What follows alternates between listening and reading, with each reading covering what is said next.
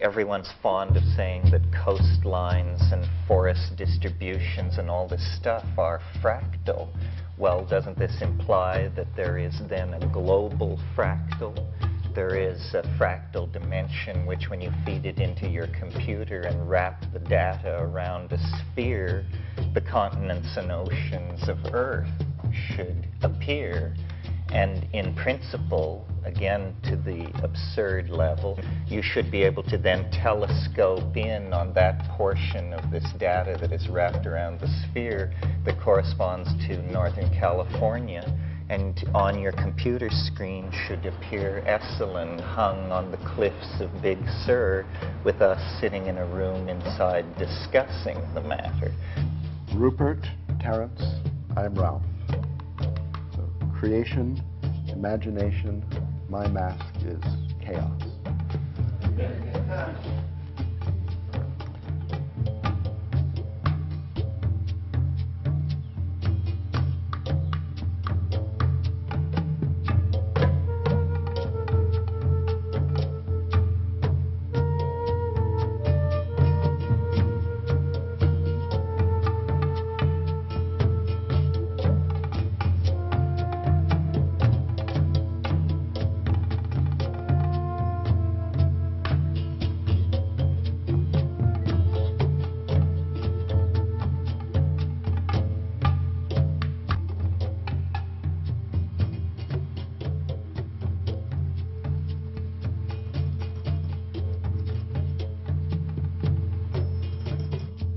In my early LSD experiences, I seemed to see motifs and structures that gave me an interest in Tibetan Buddhism. And I went to India with the intent of studying the Tibetan language, and quickly found that the whole thing was just overwhelming, and that I was just, you know, a human atom in the sea of India, and that the notion of encompassing or understanding what this was clearly the task of a lifetime. And several times in my life I have acted out this sort of ricocheting relationship between the humanities and the sciences, at times, you know, losing myself in the study of certain schools of poetry or literature or painting, and then at other times spending years reading the philosophy of science and epistemic basis of physics and this sort of thing, always trying to get a resolution on the content of my experience, my lived experience, which included the psychedelic experience, which for me from very early on was this kind of tremendous mystery or conundrum which was set down in the middle of my being. And it still continues like that. I keep returning to that, testing all the ideas against the fullness of experience.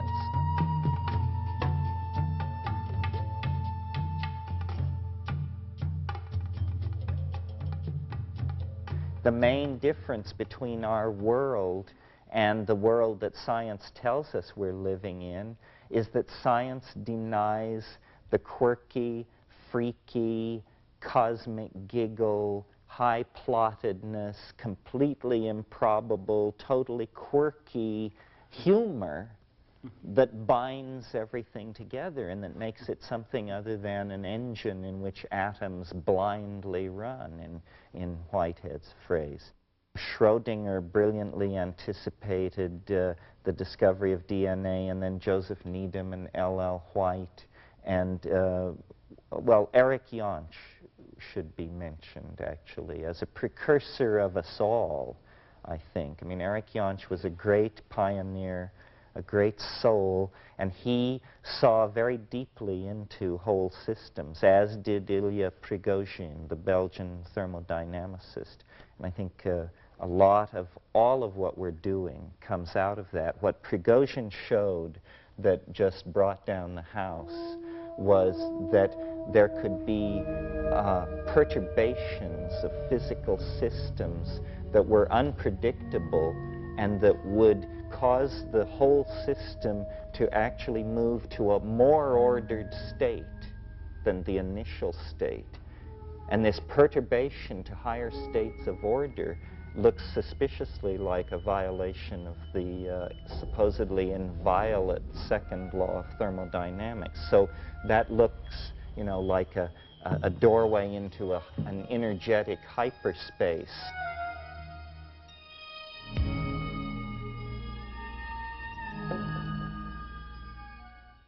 Well, when A New Science of Life came out in 1982 in America, it came out a year earlier in England, I came to California because it was published in Los Angeles. I found myself here at Esalen. I found an extraordinary new range of things going on I hadn't known about. And when I was in San Francisco, a friend who I knew from Europe said to me just the day before I left, there's somebody you must meet. He's called Terence McKenna. I didn't know much about Terence, so I went up there, and in this large 1956 Buick, we headed off into the woods in Sonoma County, where Terence lives. And there I met both Terence and Ralf, who was there for the day. I found that part of my interest in these other realms of reality, of course, like many people in this room, was stimulated by experience with psychedelic substances. This was before I went to India. When I arrived in India, I found that India is a kind of psychedelic realm anyway. You know, it's just an amazing place. So in Terence, I found somebody who knew about that whole realm, who shared with me an interest in India, since it played an important part in his development, and who had views about the nature of reality which complemented my own in an extraordinary way. My own theory is about memory and habit in nature. Terence, I found, had developed a theory about novelty and creativity in nature, a theory about the quality of time and the creative process as it is related to the ongoing flux of events.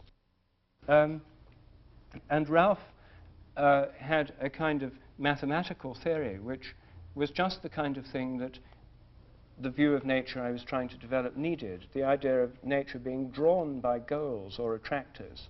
In the mathematical science of dynamics, there's this model of reality being pulled from ahead by things called attractors. It's a teleological, animistic view of nature, which dressed up in the guise of mathematical models, which I found most fascinating. And so for me, the meeting with Ralf and Terence was a step further towards seeing how one could begin to dream of a world in which nature was seen as alive, in which the imagination permeated all reality, in which animals and plants are seen as part of the living texture, the living components, the cells in the life of Gaia, and Gaia in the life of the cosmos as a whole.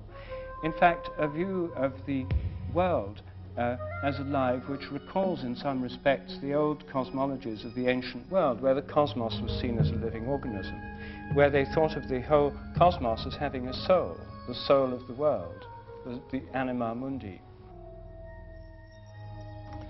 So I was brought up in a field of music, but I was attracted to mathematics early. And when I was 14, I played in the State Symphony. After that, I started in mathematics, and I became a professor at Berkeley when I was 23. I had an easy way in mathematics, and the way the system works, the carpet is unrolled in front of you. You know, you have a few choices, but basically before you even know what's happening, the carpet is unrolled, and you're down the runnel into whatever you can do that's useful to the system. In this process, I lost nature, but there was a great gain because I love it out there. I love to be off the planet. I always did, and to this day I spend very little time on planet Earth. So it went on in this way, and by 1967 I was a professor at Princeton. I had written 3 books on mathematics that you need a microscope to read. And I had been studying for a long while chaos, but we didn't call it chaos then, and we didn't see in it any role in the natural world or in social transformation or in the evolution of consciousness, because we didn't think about anything out there. So one day after my 3rd book was done and I was exhausted, and I looked up and all the students were out in the courtyard demonstrating about the Vietnam War and to open the university to women students and so on. I said, what exactly is going on? Here, they said, take this.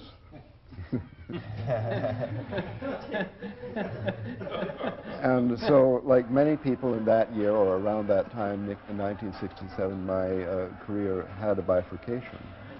So I went off the track with psychedelics, with meditation, but especially with searching, with trying everything. And eventually I was living in a cave in the Himalayas. And when I returned to California, I was standing on a street corner in Santa Cruz in white pajamas. And a car stopped. An old friend from a previous lifetime said, there's somebody you have to meet. Get in the car. I had nothing to do. It sounded okay, and in that time, I believed that everything goes perfectly. You just go along with the flow, as they said. I didn't know it would be a 2-hour drive. So I got in the car. There was the 2-hour drive to Berkeley, and I was literally dumped out of the car on Terence's front step. I never heard of Terence at that time, 1972. And I went in, and what happened then, I would still say, although we've had many wonderful talks and exciting, thrilling, and nutritious times in the meanwhile, that was quite a miraculous chat. Many subjects came up. How to grow mushrooms, outer space, I don't know, anything you could think of, all passed by in the course of an hour or two. In this way, we became friends, and this habit we had, this activity that we do, I mean, we never go for a hike or something like that. We sit in the evening and talk, and what happens is synergistic, miraculous growth, evolutionary. And in this revitalization of my work, and eventually the whole field of mathematics, my conversations with Terence, whereas I think we thought of them as just good fun, that they did have a really fundamental influence on everything I've done since. So fun, or I would say fun is insulting. I mean, thrilling because of going to the edge, going beyond the edge, having company there, finding things which you can bring back and they work, and become part of everything you're doing.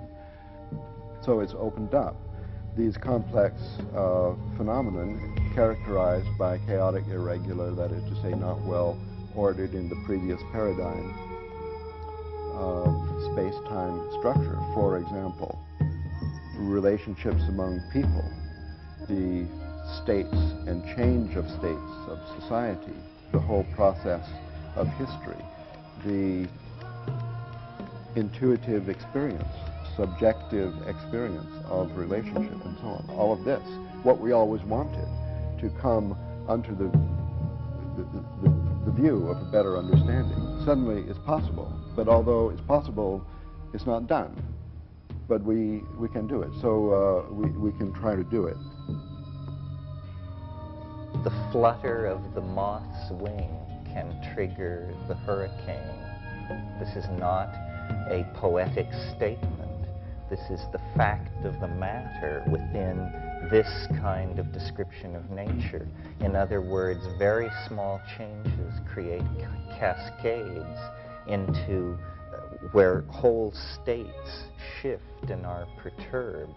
And this is the kind of situation that we are facing as a society and a planetary species.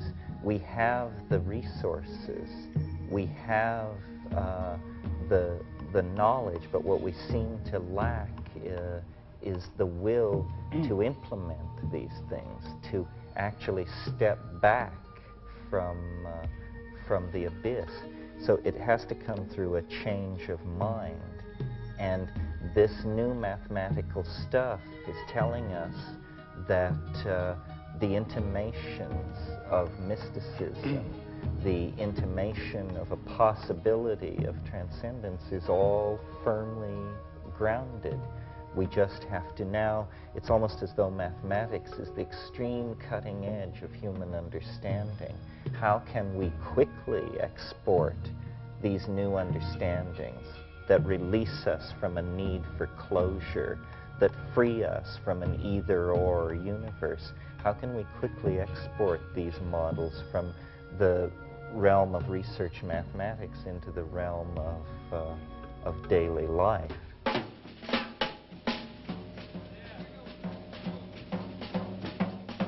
I really see it as politics, almost at the viral level, that we are trying to create new languages and new concepts, and not only create them, but teach them to you, and we ourselves repeat them over and over again, and you feed back into this, and then we refine the meme, and then a meme is like a gene. It can be replicated.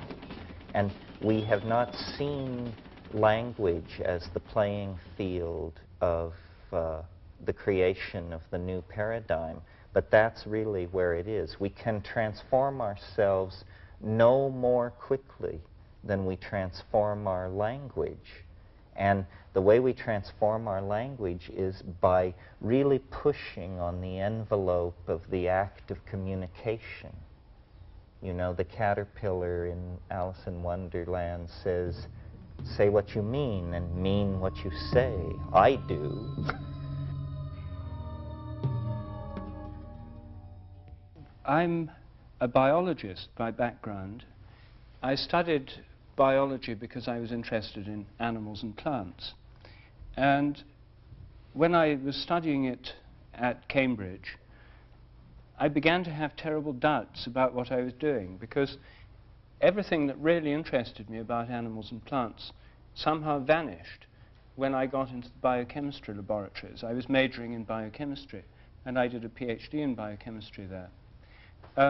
But there's a curious thing about biochemistry. You're doing biochemistry to study the molecular basis of life. Yet the very first thing you do in the laboratory is kill whatever you're studying, grind it up, extract the enzymes, and then in a test tube study the properties of some of these molecules extracted from this killed organism. And it began to occur to me that perhaps this wasn't the best way to understand life. But I didn't quite know what to do about it, because everybody else thought it was definitely was the best way to study life, and in fact there was no other valid way. So this set me thinking, and I began to see that the science of biology could be reformed, that this idea that living organisms are truly alive rather than being just machines. That's the official doctrine. The mechanistic theory says living organisms are just complicated machines. Believe it or not, still the official doctrine of academic biology and academic medicine. These ideas went on developing. I then saw how I could bring them all together in a synthesis and into a new way of seeing how biology could be done. And I wrote a book while still in India called A New Science of Life. In it, the basic idea I'm suggesting is that there's a kind of inherent memory in all kinds of animals and plants. Each species has its own collective memory. So each member of the species draws on this collective memory and in turn contributes to it. The instincts of animals, for example, the behavior of cuckoos, the spinning of webs by spiders, are like a memory, a habit of the species. This inheritance takes place by the process I call morphic resonance, by a kind of invisible, intangible memory, a kind of resonance between present and past organisms of the same kind. The same theory helps explain how our own memory works, by a resonance between our own past and our present states.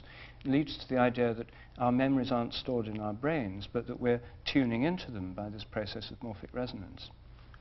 Rupert's notions revision causality. That means induct you into an entirely new way in which things happen. And this is, after all, where we're all spending a lot of our time.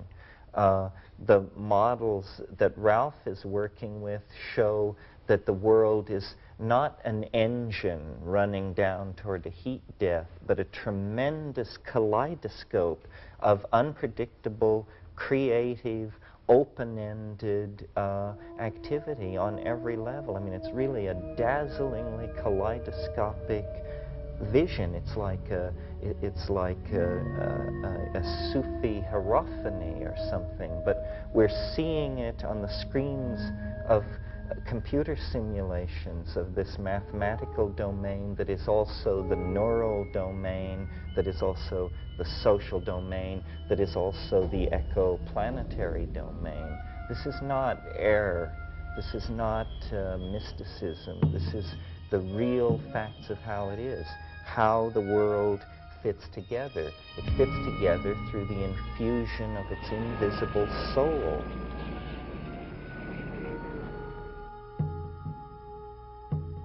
If nature is evolutionary, if all of nature is evolving, what about the eternal laws of nature, which scientists have taken for granted for so many centuries, concepts going right back to Pythagoras and the ancient Greeks? Were all the laws of nature there before the Big Bang? Well, if they were there before the Big Bang, where could they possibly be? There was nowhere to be, there was no universe. So if the laws of nature were all there before the Big Bang, then they must be non-physical, idea-like entities dwelling in some kind of permanent mathematical mind, be that thought of as the mind of God or just the mind of a kind of disembodied mathematician. They were thought to be permanent and all there before the universe. This assumption is still held by most of our modern cosmologists. It's something that physicists have not yet begun to question seriously. But as you can see, it's like an idea that's had the carpet taken from under it. It's sort of hanging over an abyss.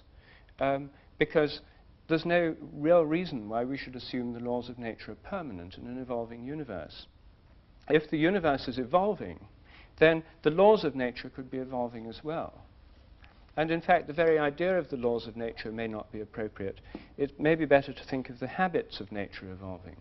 The Big Bang is like the cracking of the cosmic egg. That's its mythological correlate, the notion of the ancient mythological idea of the cosmos beginning through the hatching or the cracking of an egg, followed by the growth of the organism that comes out. It's an embryological metaphor. And we now have a kind of developmental model of the whole universe. It's like a developing organism. It's not like a machine at all anymore. The universe is a growing, developing organism, which is differentiating within itself, forming new forms and patterns, an evolutionary process that on Earth has given rise to all the forms of animal and plant life, all the different kinds of microbes, to ourselves, and to the many and varied forms of human culture. A theory of evolutionary habits demands a theory of evolutionary creativity. How can we understand the creativity that's given rise to new ideas, to Beethoven's symphonies, to theories in science, to new works of art, to new forms of culture, to instincts in birds and animals, to the forms of flowers and plants and leaves, to the many kinds of rocks and crystals, and to all the forms of galactic and stellar and planetary organization? What kind of creativity could underlie all those processes? One is the materialist view that says the whole thing is entirely due to blind chance, that there's nothing but a kind of darkness of blind material processes going on, and then by blind chance, new things happen. The other model for understanding creativity, I think, is provided by our own imaginations. Our imaginations are not full of fixed Platonic ideas, which are always the same, like Platonic minds. They're ongoing, changing, dynamical processes with a kind of creative richness that always surprises us. So the question is, if nature is alive rather than dead, if the universe, if the Earth have a kind of mind or soul of their own, if living organisms are in some sense mind-like, or if there's a mind-like process at work in nature, then how does it express its creativity?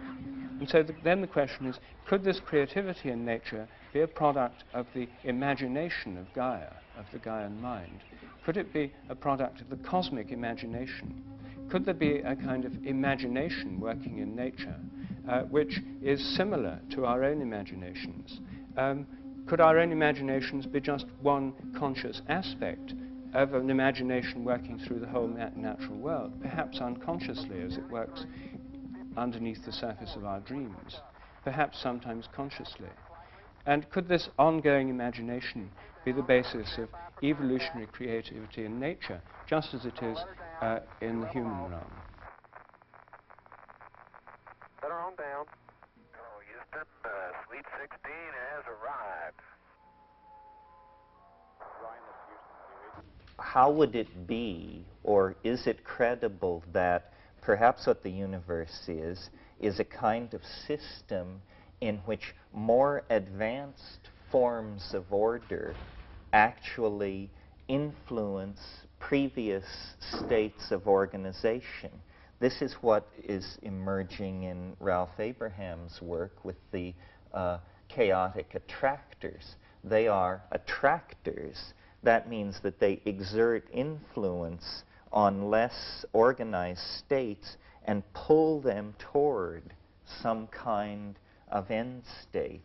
And for me, the key to unlocking what is going on with history, creativity, progressive process of all sorts is to place the state of completion at the end, but to see it as a kind of higher dimensional object which casts an enormous and flickering shadow over the lower dimensions of organization, of which this universe is one.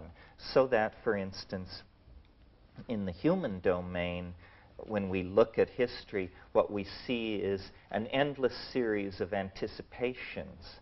The golden age is coming. The Messiah is immediately around the corner. Great change is soon to be upon us. These are intimations of change. It's almost as though the transcendental object that is the great attractor in many, many dimensions throws out images of itself, which filter down through these lower dimensional matrices and actually are the basis of the appetition of nature for greater expression of form, the appetition of the human soul for greater immersion in beauty, the appetition of human history for greater expression of complexity. So when I think about these terms, chaos, creativity, imagination, I see them, it's like a three-stroke engine of some sort. Each impels and runs the other and sets up a reinforcing cycle that then stabilizes organisms, processes that are caught up in this, in the phenomenon of being. The phenomenon of being is this self-synergizing engine of out of chaos, through creativity, into the imagination, back into chaos, out into creativity, so forth and so on. And it operates on many levels simultaneously, so that the planet is undergoing a destiny. Deep time, the time of geology, was only really discovered around the turn of this century, and it is cosmically ennobling to think of the universe as a thing of great age. But I think that it's time to put in place, next to the notion of deep cosmic time, the notion of chaotic, sudden change, cusp flux, and sudden perturbation. Because what deep time has revealed, as we've pushed our understanding of the career of organic life back 65 million years, 270 million years, what we see is tremendous punctuation built into the universe, in the case of the Earth, in the form of asteroidal impacts. this thing which happened 65 million years ago, nothing larger than a chicken walked away from it on this planet.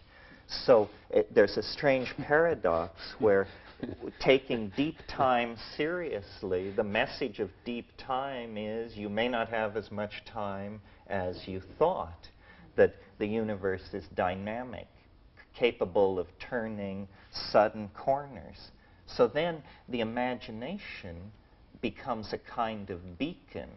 The imagination is, as it were, a scout sent ahead, or something which has preceded us into history, and in fact is a kind of eschatological object. It is shedding influence, the morphogenetic field, if you wish. If the morphogenetic field is not subject to the inverse square law of decreased influence over distance, then I, as a layman, don't see why, Rupert, we couldn't locate it at the conclusion of process.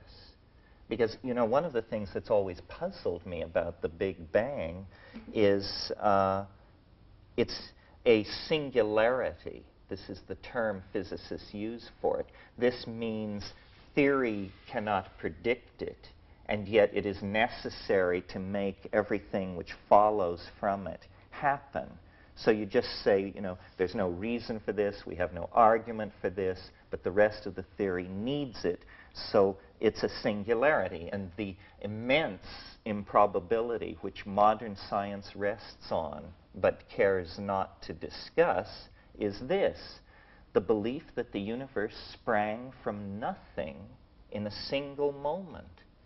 Well, if you can make that leap to believe that, it's very hard to see what you couldn't believe.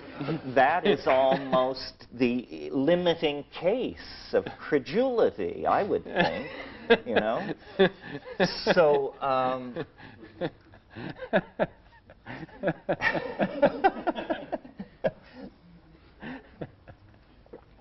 so in order to save the phenomenon, I would propose a different idea that, and I think it is eminently reasonable, and it is that as the complexity of a system increases, so too does the likelihood of its generating a singularity or an unpredictable perturbation. So the pre-existent state of the universe, I imagine to be extremely simple, an unflawed nothingness. In other words, the least likely situation in which you would expect a singularity to emerge. But now let's look at the other end of the historical continuum of the history of the universe.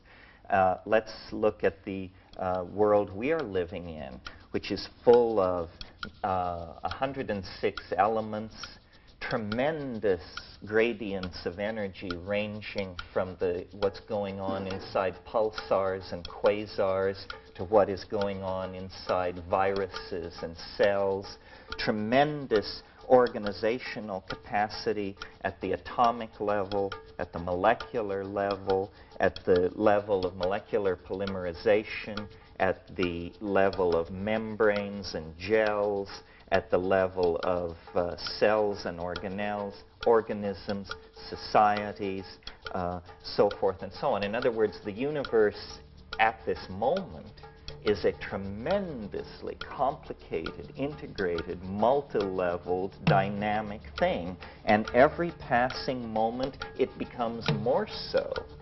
This is what evolution, history, compression of time, what all these things are attempting to indicate, is the increasing complexity of reality. If a singularity is necessary to explain this universe, that singularity must emerge rather near the end of the complexification process rather than its beginning. You see, we simply have to reverse our preconceptions about the flow of cause and effect, and then we get a great attractor that pulls all organization and structure toward itself over several billion years. And as the objects of its attraction grow closer to its proximity, they somehow interpenetrate. They set up standing wave patterns of interference. New properties become emergent, and the entire thing complexifies. Well, to my mind, this is the divine imagination. This is what Blake called it. This is the only way I can conceive of it. Time is the theater of God's becoming, but it's also, from the point of view of a higher dimensional manifold, a kind of fait accompli. And this is no contradiction, or if it is, it's all right, because in these realms of higher ontology, you're always asked to avoid closure and hold the notion of a coincidentia positorum, a union of opposites. The thing is both what it is and what it is not, and yet it somehow escapes contradiction, and that's how the open system is maintained. That's how the miracle of life is possible. So I sort of think of the divine imagination as the class of all things both possible and beautiful. It's a kind of reverse Platonism.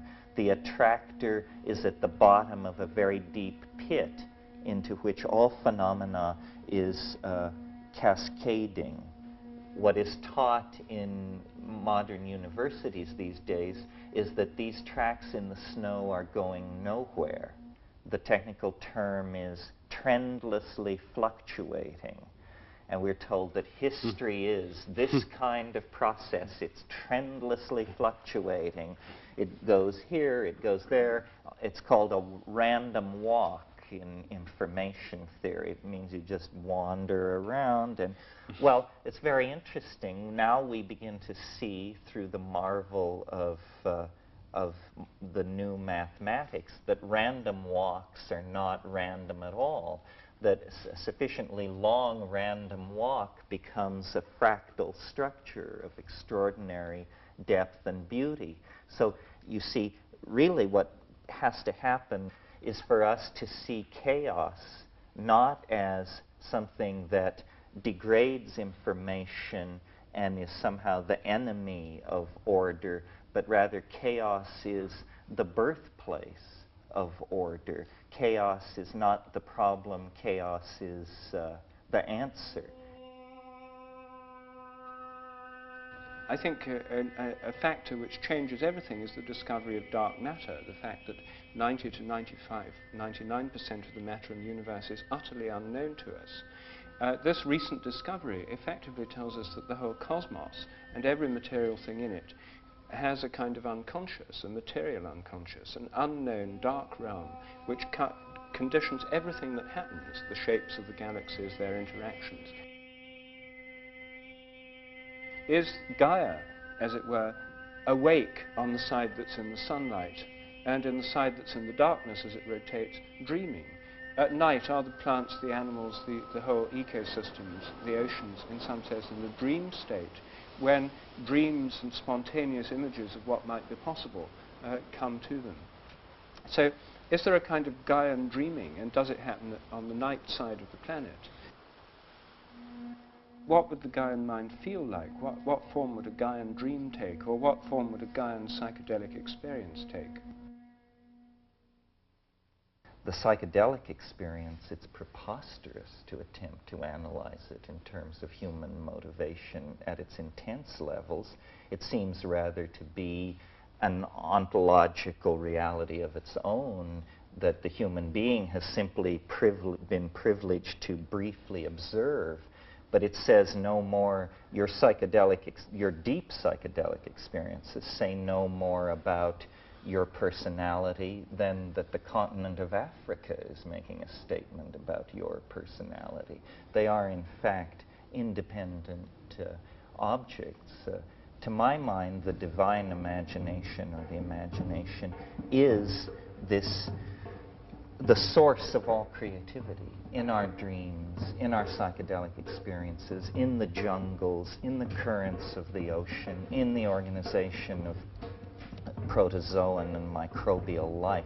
Wherever there is large-scale integration, rather than simply raw physics, but integration of laws of physics, integration of properties of membranes and electrophoresis and this sort of thing. It is the creative principle. So do you think then that in psychedelic experiences you're actually tapping into, tuning into, or experiencing something of the Gaian or the cosmic imagination? Absolutely. And I think that that psychedelic experiences and dreams are only different in degree, that they are chemical cousins somehow. And this is why I could see human history as a Gaian dream, because I think every night when you descend into dream, you are potentially open to receiving Gaian corrective tuning of your life state. The whole thing is an enzyme-driven process. We are like an organ of Gaia. We are the organ which binds and releases energy. I mean, a liver cell doesn't need to understand why it binds and releases enzymes of the liver. We bind and release energy for reasons perhaps never to be clear to us, but which place us firmly within the context of the Gaian mind. We have been chosen out, and this is not something to have great hubris about. I mean, indole acetic acid has been chosen out in plant metabolism to play certain roles. We have a role, but our role seems to be a major one. We are like a triggering system out of the general background of evolutionary processes mediated by incoming radiation to the surface of the earth and then natural selection. Suddenly we come with an epigenetic capability. We write books, tell stories, dance, sing, carve, paint. These are not genetic processes. These are epigenetic processes. And they bind information and express the Gaian mind very well. As an example of how willing I am to introduce or to entertain this idea concretely, I've been talking to a lot of people about ecological crisis and the fate of the world and this sort of thing. Well, imagine in hindsight the wisdom that we would impute to Gaia if we were to suddenly realize that what is happening on this planet is that nature knows that the sun is going to explode. And what we are is a kind of response to the anticipation of a wounding that 50,000, 5 million years ago, the geo-heliocentric relationships began to vibrate out of tune. And as a consequence of this, a species was called forth that could organize an escape. And we are it. In other words, we are in a divine play. In line with this, and what made me even entertain these ideas, is I had a very bizarre experience recently. I was in Hawaii, and in our botanical garden there is a very large dead tree. And one limb of this tree sticks far out over the land. And Banisteriopsis caapi, a large hallucinogenic South American vine, is planted at the bottom of this tree. And it just has swarmed up this tree and covered it with greenery. But it wouldn't go out onto this one limb that stuck out. And it bothered my sense of symmetry that this vine would not completely cover this tree. And I even thought about trying to climb up into the tree and thread it out onto this limb to get it to do what I wanted. So I was sitting looking at this tree and this situation and actually thinking about it. And suddenly the limb fell. It broke off. And then I thought, the vine sensed that it was unstable. It would not invade this domain that it sensed was structurally unstable. Well, then I said to myself, but how could it? What is the mechanism of this sensing of instability? And a friend of mine said, well, perhaps the wind impacts on weakened wood differently than on unrotted wood, and perhaps rhythms in the tree tell it to stay away from him. And then I realized, if one plant has that kind of sensitivity to the entering into a domain of danger, what must the ecosystem of this planet be doing in reaction to what we are doing to the planet? So I see the reason this relates to the imagination is because I see ourselves in communication with the imagination. It is sending images back into the past to try and direct us away from areas of instability. It really is, the Gaian mind is a real mind. Its messages are real messages. And our task, through discipline, psychedelics, attention to detail, whatever we have going, is to try and extract this message and eliminate ourselves from the message so that we then can see the face of the other. This is the field of chaos. For a certain setting of the parameter, form will emerge out of the field of chaos. And where this happens reliably, we've explored the ocean all over, and we found a few favorite regions. And they're called the Apache Rift, the Calico Mountain, and the Scroll Reef. So the submarine is dragging along at 1,000 iterations depth in the ocean of chaos. Comes across these regular patterns. This is the first wing of the Apache Valley. This is Apache Valley. I think so. Then we've got another field of chaos.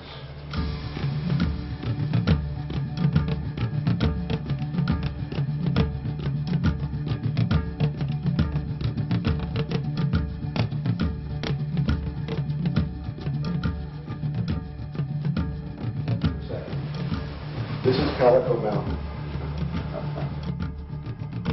See, these are just snapshots of different starting positions, if you like. Later on, we drill a deep hole in this area and all the other interesting areas. Why does it have this quaternary structure? That is the question. This is a scroll reef. Now, it's a little presumptuous to call this chaos theory because, as a matter of fact, there is no theory. We're in the exploration phase now, and this is experimental mathematics that we are doing with supercomputers. This video was made out of these simplest possible dynamical systems called the logistic equation. And it just produces a series. It's very similar to a dripping faucet. So you could just as well imagine that we have 16,000 dripping faucets in an array of 128 by 128. And the time between drops is represented as a color on the screen. Now, do you think that if you had 16,000 dripping faucets, you could get out of them a pattern like Calico Mountain? It relates to waterfalls, for example, when the spray comes off the waterfall. And here's another example of a chaotic system. Could you write some equations and obtain a computer program that simulated the spray from a waterfall? I doubt it. And from this totally chaotic data, viewed in this particular way, which is called chaoscopy, you get these points in the planes that if the data was really random, the dots would be all over the plane. Instead, they lie on a curve, a smooth curve. And that is called the chaotic attractor. Well, It happens. I mean, there's a lot of theory behind this, enough to suggest that it's not some kind of artifact. No matter what kind of artifact it is, it's an interesting artifact. And I guess I'd like to call this a mathematical law. It has to do with the emergence of form from a field of chaos. We don't know what else to call it. It's not a mathematical law that was known to Pythagoras. And I don't know if it was always there since the beginning of time, long before the Big Bang, or if it just emerged into the evolving field of the Gaian mind through the fact that computers make it visible. I mean, I don't know, but the theory can tell you certain transformations you'll expect and others not. For example, Terence had pointed to the punctual aspect of evolution, that many transformations are saltatory, they are catastrophic, they are abrupt. As, for example, in the emergence of form, as, for example, in the Neolithic Revolution, as, for example, in the crystallization of the planets. As the temperature drops in the developing universe, according to standard models, more and more form comes into being. First you get atoms, then stars and galaxies condense, then you get solar systems, and through the cooling of matter you can get planets. The planets are the cooled remnants of exploding stars. The elements in us and in our planets are stardust, formed from supernovae.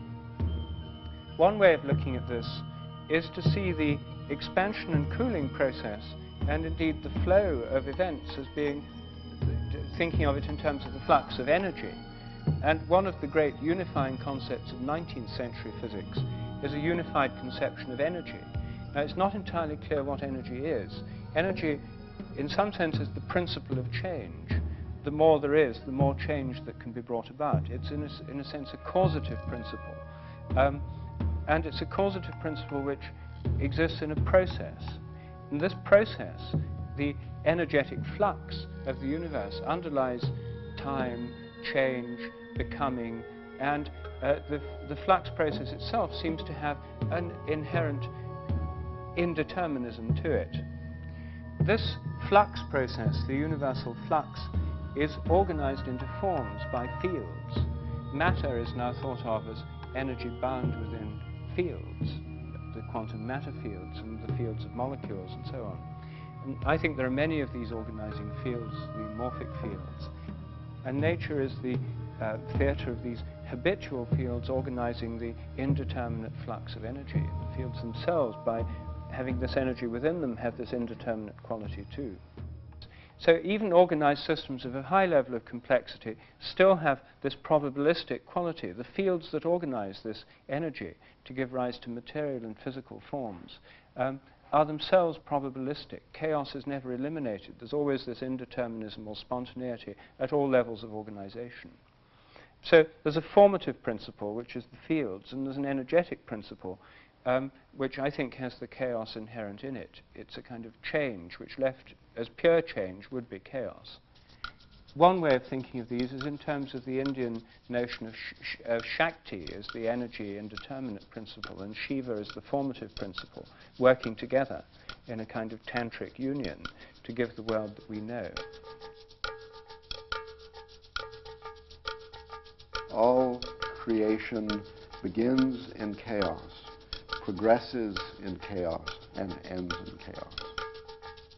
And in Hesiod, this word chaos appears in a piece called Theogony, which is a theogony, that is to say, more or less a creation tale, but the stories of the creation of the gods and goddesses one by one. Well, they're not gods and goddesses, really. They're abstract principles. And the three main ones are chaos, Gaia, and Eros. And they're the most abstract, earliest proto-concepts of sky, earth, and the creative tension in between. Now, the meaning of chaos, the first time the word appeared in literature, has got nothing whatsoever, apparently, superficially, to do with what we mean by chaos in the English language and in ordinary life. It meant only, to Hesiod, according to the lexicon, the gaping void left, sort of the gaping void between heaven and earth, out of which the creation came. So creation out of chaos, yes, but the chaos did not mean disorder. or anything negative. It only meant this gaping void. Well, after understanding that, you look up, you think of these different interpretations: sky, God concept, the gap in the opening, and so on. When you look at the sky, the most obvious chief characteristic feature of the sky is the Milky Way, and it does appear as a kind of a gap between this and that. The royal road of the gods traveling between the underworld and the overworld. Understanding that, you can then connect the word with an earlier word, concept, or god or goddess, meaning the same thing as what you visually see represented in the Milky Way itself, and that is, in one of its most popular representations, Tiamat, the goddess of chaos, from Enuma Elish, the creation poem, the greatest epic poem of Babylonian literature, discovered in the library of Ashurbanipal at Nineveh. Recent discovery. There was this story of the origin of the gods and the creation of the world by Tiamat and Apsu, the god and goddess of chaos, who lived in the water, one more sweet water and the other salt water. And they created then the whole pantheon and the whole world and so on. But eventually along came Marduk. Marduk was a younger generation of gods, in the next generation. And there was a conflict between the older and the younger gods over how the world ought to be run. And apparently this conflict was taking place in the form of a social transformation, a transformation represented in the mythological by the demotion of Apsu and Tiamat from the pantheon of Babylon, the city Babylon, and the replacement by Marduk eventually became the god, Mr. Big of Babylon, around 2000 BC, coinciding with the sweep of patriarchy over that city, propelled on a new type of war chariot with spoked wheels instead of solid wheels. Am I digressing too much? No, you've reached the wheel. Well, I've reached the spoke wheel and its association with, is this accidental? I don't know, with the patriarchy. And the fact that the wheel itself, as a mathematical model, is the paradigm of order, a divine mathematical form, according to Plato, as the planets were supposed to move before Kepler, who introduced the ellipse. Fantastic transformation, punctual catastrophe in the history of consciousness. In short, according to this epic, Enuma Elish, Tiamat was killed in the most violent way, ripped to pieces, creating the world, creating a new order by our hero of Babylon, Mr. Marduk, also Bel, Bao, and so on. His New Year's celebration was honored at the New Year time all over old Europe, including at Stonehenge. At the New Year's festival, this epic poem was read. So annually was the reminder that chaos is bad, chaos has been killed, chaos has been replaced by order, an order associated with perfect periodic, the wheel, the cycle, the perfect roundness, and so on. Whereas in Minoan Crete, you find, according to the evidence of the excavators and all who have examined the artworks that remain, a long-lasting fluorescence of partnership culture with no domination by a male god. It's established that there's the diffusion from Crete to Greece, and the last remainder of Cretan culture, which is a very interesting one, it must have been sort of the last vestige of the Garden of Eden. We're talking about a tremendous happiness and fluorescence of beauty in all aspects of life. The importance of the chaos revolution now is that chaos has recovered from being demoted, from being banished to the unconscious in around 2000 BC or so. From then up to now 4 or maybe 5 1,000 years of the repression of chaos. I mean, chaos is, to this day in our culture, a bad word. We have to watch out for chaos. It ruins your love life. It has to be replaced by order. Scientists most especially hate it, and so on. The fact that scientists, of all people, in the temple of science, that Tiamat has to be accepted as a friend and replaced upon her throne, this is big news.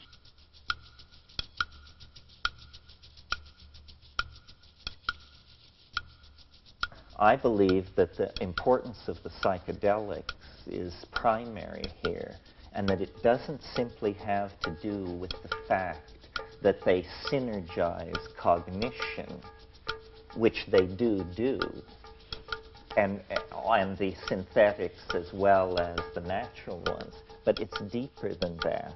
It's that we have a secret history, knowledge of which has been lost to us and only is now recoverable in the light of the kind of mindset that becomes possible to us if we accept the new paradigm.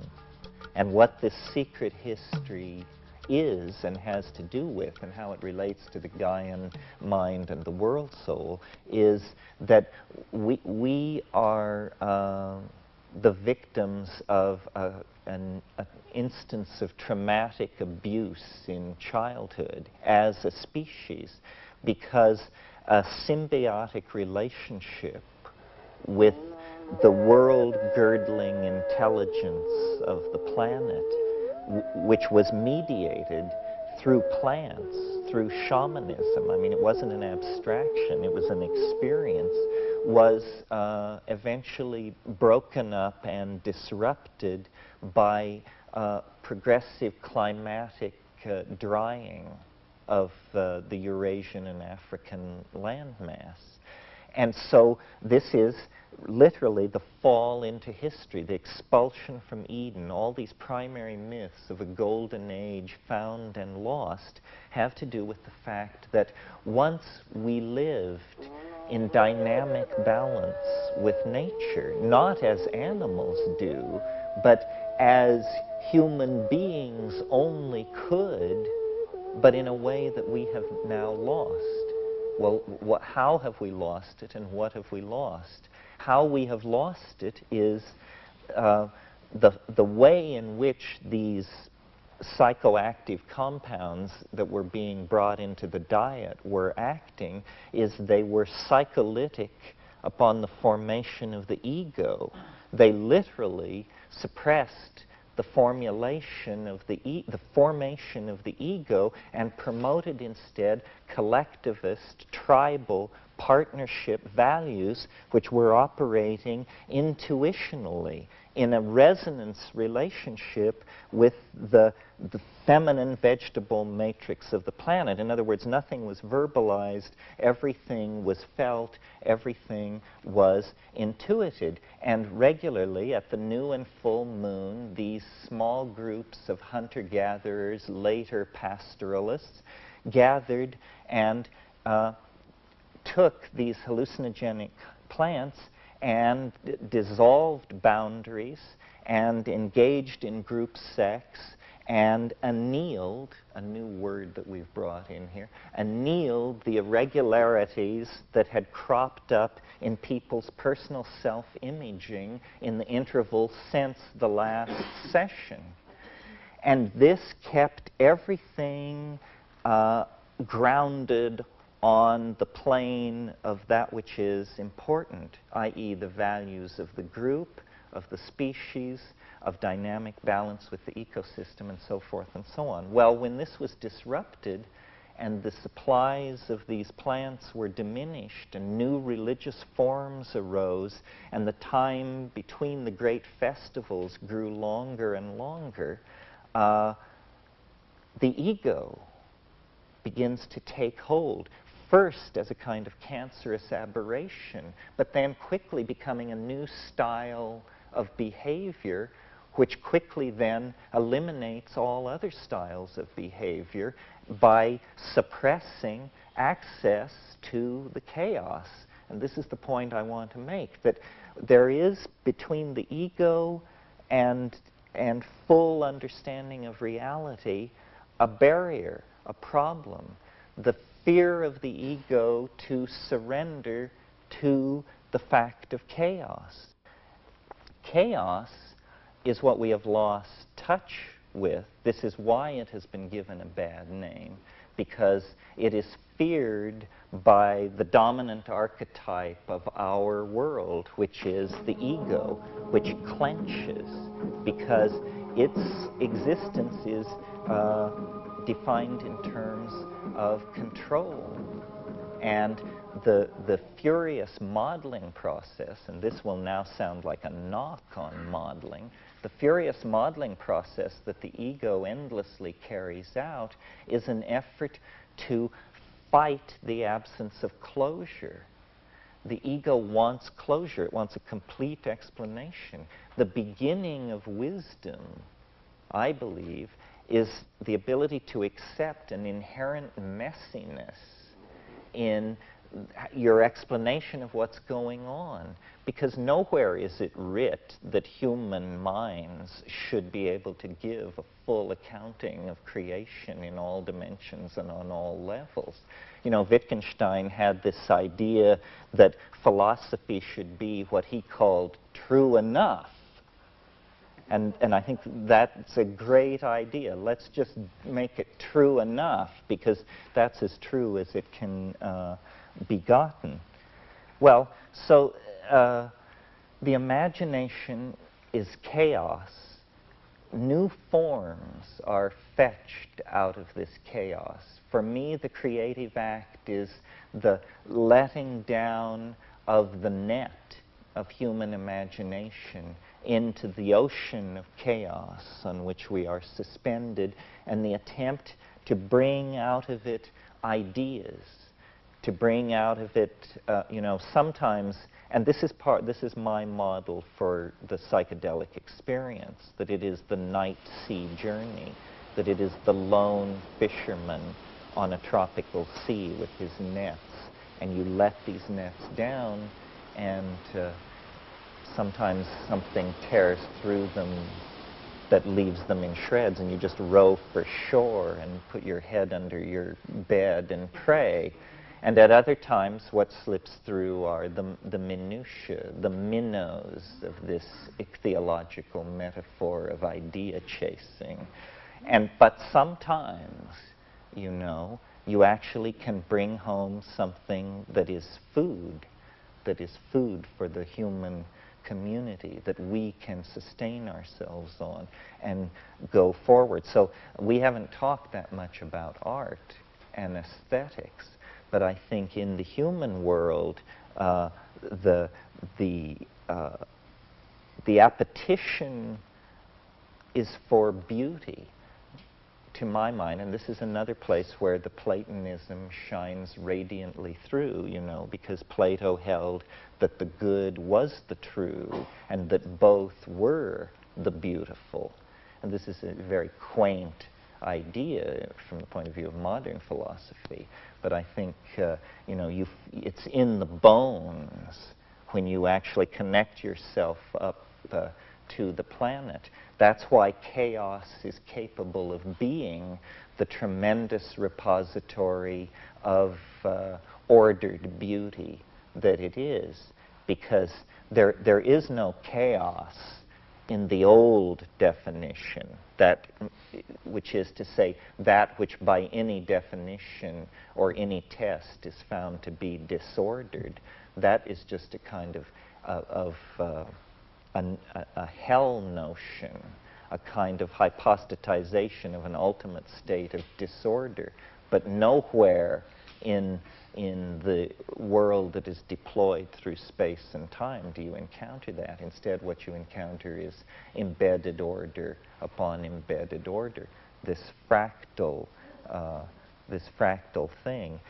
And then finally, for me, the imagination is the goal of history. I see culture as an effort to literally realize our collective dreams. And, you know, it's on a very crude level when it's you make your mask and I make my mask and then we dance around together. And it's even at a very crude level when it's you design your shopping mall and I'll design my World Trade Center and we'll put them on the same piece of real estate. But we're coming now into, through media, I believe, through virtual reality and human-machine integration and this kind of thing, into a situation where the imagination is going to be something that we can share, that the path of mind through its own meanderings will become something that can be recorded and played back.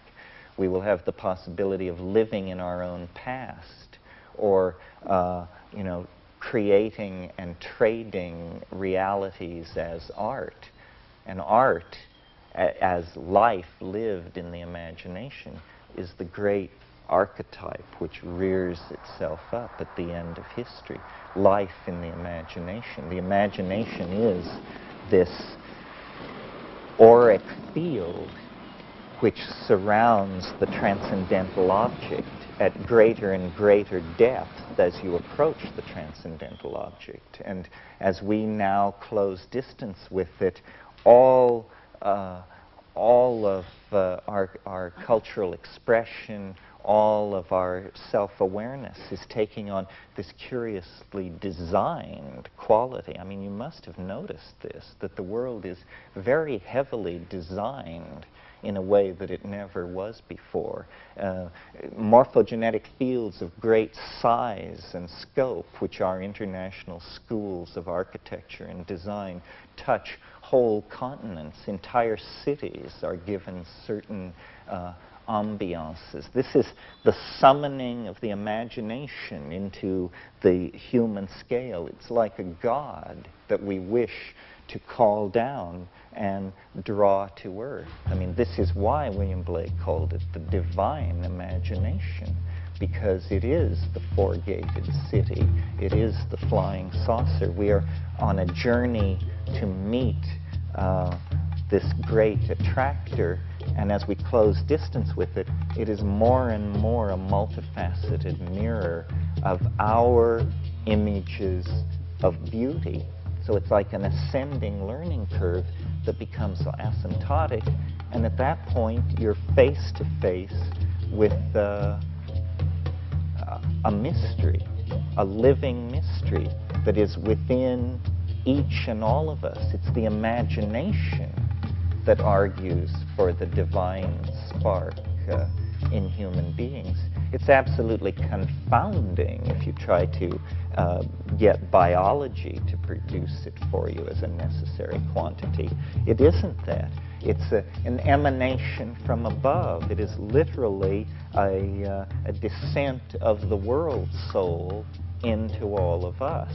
We then become the atoms of the world soul, and our channel to it is by closing our eyes and obliterating our immediate personalized space-time locus and falling into the imagination, which is running like a river through all of us endlessly, driven by the hydraulic momentum of the cataracts of chaos, which usher into the creativity of the imagination. I mean, these river metaphors are just endlessly applicable to this. The flowing of forces over landscapes, the pressure of chaos on the imagination to create creativity, and it's looping back into the same. I mean, these things are the icons for the world that wants to be. But the key is surrender and dissolution of boundaries, dissolution of the ego, and a trust in the love of the goddess, which transcends rational understanding. There will come a moment which will be an absolute leap into space, and we will simply have to have the faith that there is something waiting there, because the dominator style has left us no choice.